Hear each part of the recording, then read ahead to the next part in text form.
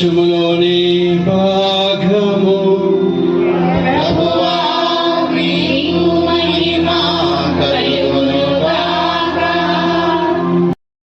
7వ వచనం వరకు.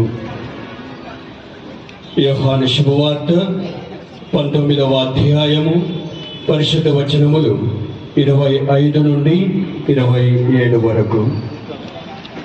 ఇందువలననే సైనికులు ఇట్లు చేసి ఒక వృక్ష వాటిక.